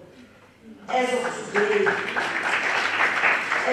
today, Rural Health Matters Project has benefited more than 8,000 patients across the province. Honorable Speaker, we've seen eyesight being restored. We've seen crutches being thrown away when mobility was restored. We have seen new wheelchairs returned back to the department. We have seen the confidence of a girl child being restored after a life-saving breast reduction procedure. We have to church after a life procedure. This woman could not sing nor laugh at church because of fear of spontaneous loss of urine control in church. We have seen a child with cleft palate whose mother was accused of witchcraft undergoing a life-changing operation free of charge as declared by President Nelson Mandela. Honorable Speaker, many people believe that cataracts are for senior citizens. Unfortunately, in recent days, we have continued to witness and slipping into the eyesight as a result of cataracts. A 20-year-old Limpopo Tibet College student had to drop. She had lost her eyesight as a result of cataract, which was so bad that it attacked both her eyes and rendered her completely blind.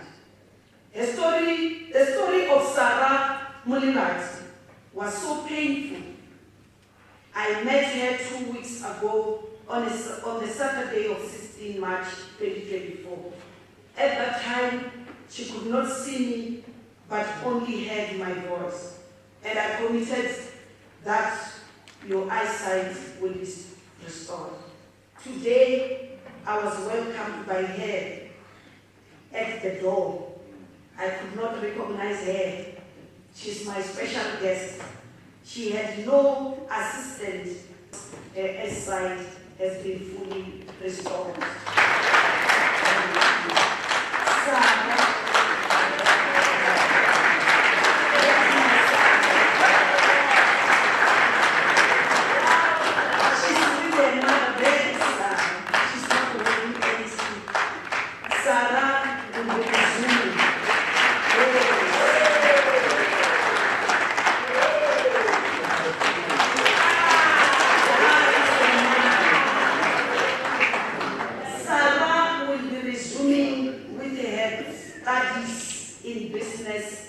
management. Let us all wish Sarah well in her academic journey, since she is indeed a living testimony that change is possible. That is why, as a department, Honorable Speaker, we felt that we need to commemorate Human Rights Month through a campaign called Operation Bulamato. This would not have been possible without the commitment of a committed, dedicated and passionate clinicians who understand our visions and who are also in our midst today. We have Dr. Pakamisa Kaeletu Kabile, one of the few specialist ophthalmologists who doesn't mind and is willing to transverse our rural hospitals in pursuit of restoring eyesight. Dr. Pakamisa, where he is there, he can pakam so that you see him.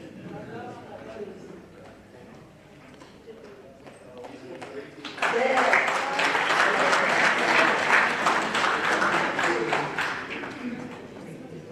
Honorable Speaker, a 38-year-old Honorable Munaki, Tabo Colin Wembe, who used to make a living as a taxi driver, lost his job after losing eyesight because of a cataract.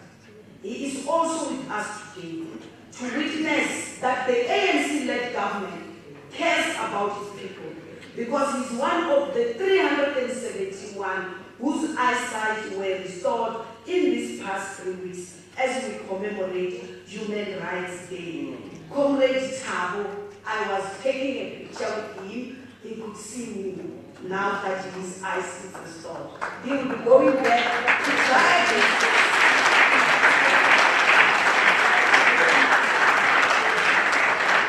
So you can see that cataract is not only for the grannies, it's for the young people. Honorable members, rural health, as the Premier indicated, does matter the most. Mashogonolo Mabuwan had what we called, it's a teenager who had amyloblastoma, which forced him, Honorable Mabu, to drop out of school at grade 9. But with the leadership of Dr. Itani Bikhale, she led the team that operated him, and he went back to write his grade 9 exam last. He was operated last year beginning. He went back to school, grade 9. He has passed because we restored his confidence, and he will be moving to grade 10.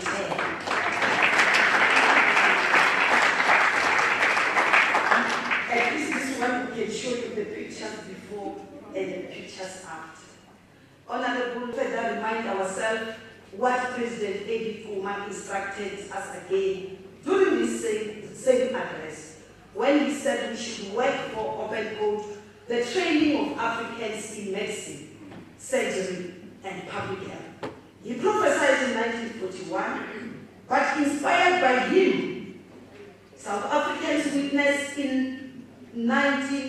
since the first ever post-1994 medical school in our province against all odds. The first cohorts of 60 students who qualify as medical doctors from this medical school are currently doing community service.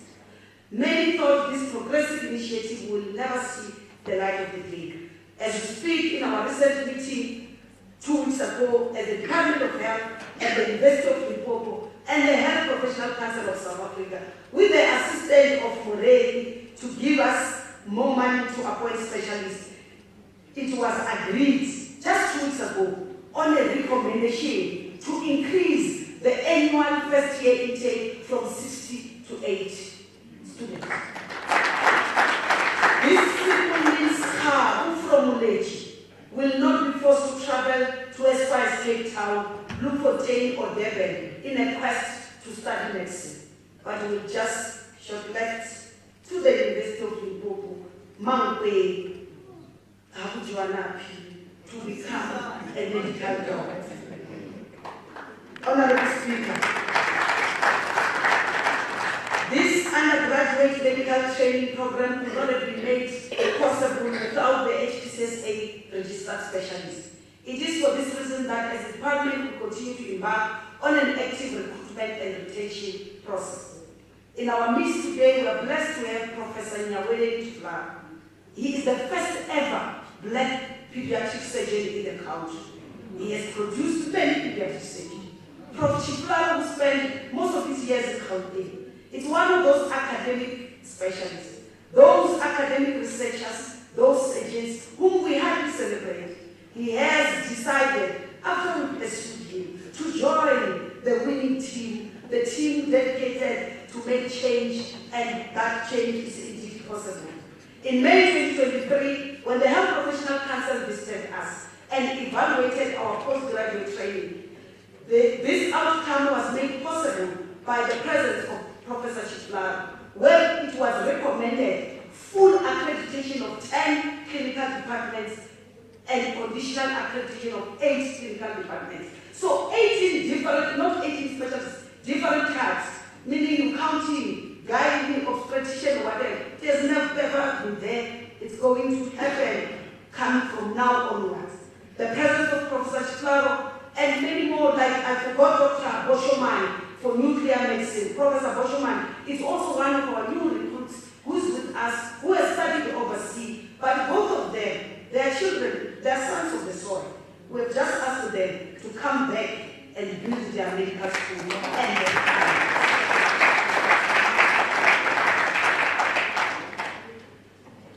They have made it possible for us to receive that accreditation to train and produce our own pediatric surgery here in the Limpopo province. Dr. Precious Murasu Mabuchi is a young, hardworking medical doctor, a young mother of 2, and a one who would have been forced to leave the province and her family in pursuit of this much sought after specialty. But today, Dr. Murasu is one of the 2 pediatric surgeon trainees of Professor Chiflaro. They will be the first 2 to graduate in pediatric surgery in the province. Dr. Precious Mutrupa, another born and bred in Kwibi, qualified in Limpopo Mahato University. It's also with us today. The 2 of them will have an opportunity to specialize in pediatric surgery here in the University of Limpopo. So any operations for the children will be in safe hands. Dr. Precious Murasu and Dr. Mutrupa, together with their professor, you can stand up so that honorable members know their children are in safe hands.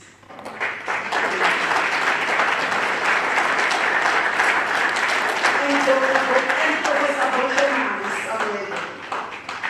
Honorable members, that is a nuclear medicine. Those with cancer problems, talk to him. The men who took away our 52 million, buy that machine for a good cause. Honorable members, the construction of the much-awaited Limpopo Central Hospital is in full swing, and its estimated completion date was pronounced as 2028. We are also happy to learn that the construction of the medical campus, which can't have a hospital without the medical campus, has been approved by National Treasury and the Department of Higher Education, Science and Technology. Polokwane will never be the same. And in this regard, we must always acknowledge and appreciate the contribution that the University of Limpopo, together with the Limpopo Department of Health and the Limpopo Provincial Government, that relationship, today they are both represented by Dr. A.B. Mwepe and Professor Tebu Mutiba, the Executive Dean of the Faculty of Health Sciences at the University of Limpopo. They are there.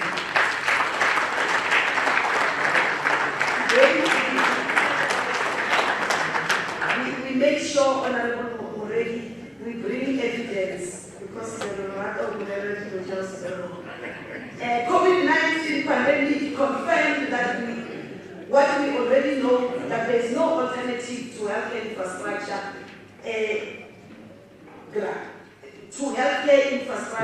if we want to deliver quality healthcare services. The 851 million allocation towards infrastructure is almost already at 100% expenditure. The last one will be running. As a result of our current excellent spending on infrastructure grant, the department has received an additional 70 million incentive grant from the National Department of Health as that incentive for good performance. That grant, you all know where it's coming from. I won't have to mention it. Because they are not spending. We are spending, we have been given that money. And over and above projects that NEC Rafale has presented in this house that have been handed to implementing agents, we have managed to complete some of the following projects in-house.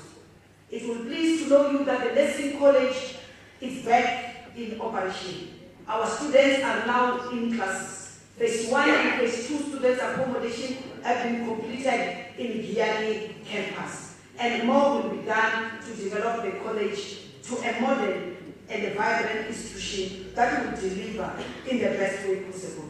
As part of augmenting our water supply facility, we can proudly announce that we have completed the installation and full operation of Petersburg Hospital bulk water storage tanks project. There won't be any water shortage in Polokwane Hospital, even when they cut water for us. Additionally, in terms of water and sanitation project, focus was on our primary healthcare facility, where we've been able to repair 32 primary healthcare facility boreholes, and also 389 environs have received attention in terms of the maintenance and repairs. We have also commenced with the maintenance and repairs of 359 Limpopo and reverse osmosis plants at various primary healthcare centers. Honorable members, to mitigate against the current load shedding, the department did embark on a sustainable and reliable electricity supply mechanism. To this end, we have completed the upgrades and the bulk fuel storage at Musina and Ebushagiri Hospital. We have also we're making sure that these clinics operate 24 hours. Now, when you come to the hospitals, we are going to ask you for proof of residence. We emphasize the importance of obtaining that accurate patient information so that we can be able to follow you up. And honorable members, we want to know your contact. We want to know your residential address. We also want to see relevant documents such as your ID, your passport. If you are a refugee, give us the refugee certificates. Show us the permits. Show us your appointment cards and show us all that information. We are not going to try to do. Honorable Speaker, the budget breakdown for both 7 Health goes as follows. The 24-25 overall budget for health has increased by 3.6% from the 23-24 main appropriation and increased by 0.1% from adjusted appropriation. Within this allocation, equitable share grows by 3.5% from the main appropriation, whereas conditional grants decreased by 4.1%. Equitable share decreased by 1% from 23-24 adjusted allocation, whereas conditional grants increased by 5.8% from 23-24 adjusted allocation. In monetary terms, the total budget increased from the budget of 23.8 billion in 23-24 to 24.6 billion in 24-25. The total allocation increases by an average of 4.9% over the medium-term expenditure framework. And therefore, indeed, an honor, a privilege and honor to table to this August House the budget for 47 for the health for the year 24-25 to the value of 24.6 billion, which consists of 20.3 billion equitable share, 4.1 billion conditional grants, and 220.6 million our own revenue. Hence, it's important to pay. The budget has been allocated and funded in terms of the key priorities which will be distributed up to all of you.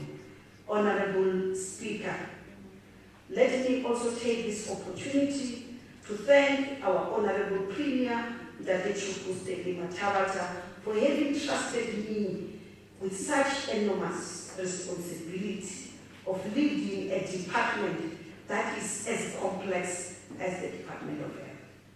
I want to thank him for his unfailing support and his wisdom, guidance throughout the years as we navigate in the department.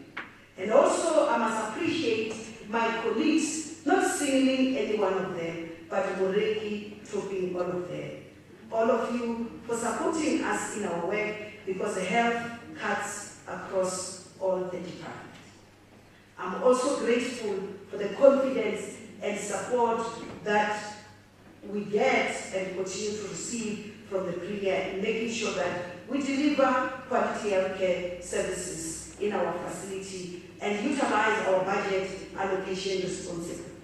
I want to say thank you a million times to the Portfolio Committee of Health led by Honorable Martin.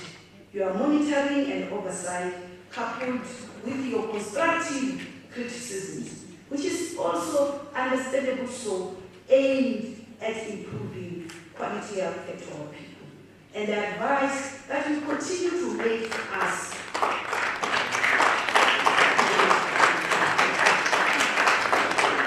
so that we become better people, it's really appreciated.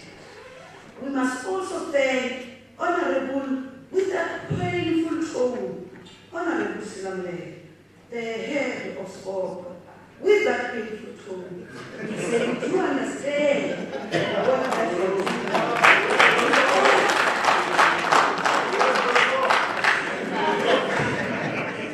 We really appreciate. We must also thank members of this August House for your unwavering support. We are all committed towards making sure the people of Limpopo live a long and healthy life. Let me also take this opportunity and thank our acting HOD, and all your generals, all your entire team, from the men and women in blue at our facility gates, to the men and women in black at the mortuary, to your senior management team for giving us their full energy as we march towards the destination of a long and healthy life for the people of Limpopo. I would have done injustice if I don't thank the team in the MEC's office. This is a team that doesn't sleep. This is a team that crisscrosses the province. This is the team that goes beyond the call of duty. Whenever you see the MEC looking presentable, Honorable Chief, it is the team that makes sure that the MEC does bath and bath appropriately.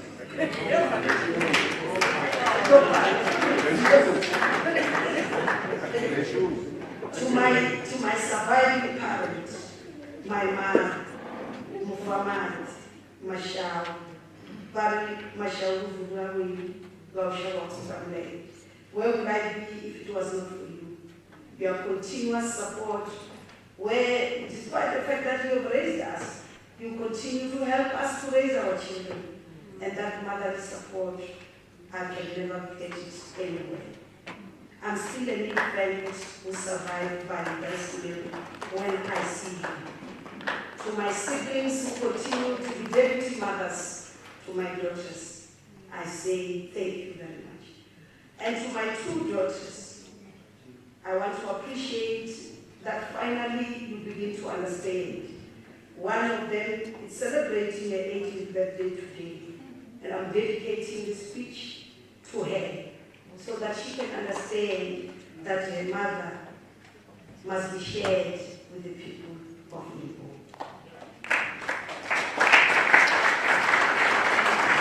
I am confident, Honorable Speaker, that we have laid a solid foundation for even more progress in the coming year ahead and beyond.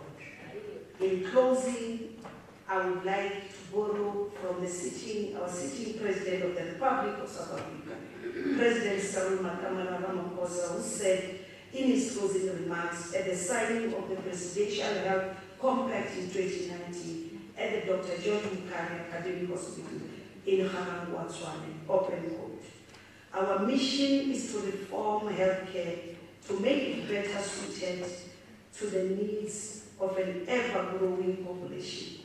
It's part of a global movement to healthcare access that was given new impetus when the Sustainable Developmental Goals were adopted in 2015. He went on to say, open quote, "Access to quality healthcare is not just about a healthy body and a healthy mind. It is about a healthy society in which all people can pursue their interests and achieve their potential." To the African National Congress, to all my comrades sitting there, Mam V, Sis Malcolm, and all of you who are here, I want to say thank you. And all my sisters, Okera and Mahasela, who are harsh on me when I'm not doing right, but praise me when I do right. To all of you here, I'm saying thank you very much. The ANC remain committed to its mission. Indeed, Honorable Speaker, change is possible. Thank you.